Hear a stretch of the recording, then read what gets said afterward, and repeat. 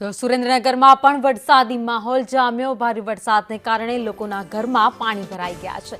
લક્ષ્મીનારાયણ જૈન સોસાયટીમાં વરસાદી પાણી ઘૂસી ગયા। વર્ધમાન સોસાયટીમાં પણ ઘૂંટણસમા પાણી ભરાયા છે। જૈન દેરાસરમાં પણ પાણી ભરાયા છે। મનપાની પ્રી મોન્સૂન કામગીરી પાણીમાં ગઈ છે। તો સુરેન્દ્રનગરના દ્રશ્યો તમે જોઈ રહ્યા છો। ભારે વરસાદ બાદ આ સ્થિતિનું નિર્માણ થયું છે।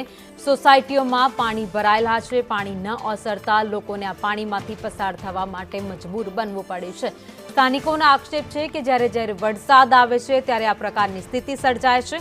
તંત્ર દ્વારા કોઈ જ પ્રકારની કામગીરી કરવામાં નથી આવતી, જેના કારણે દર વખતે આ હાલાકી તે લોકોને ભોગવવી પડે છે। સોસાયટીની અંદર રહું છું।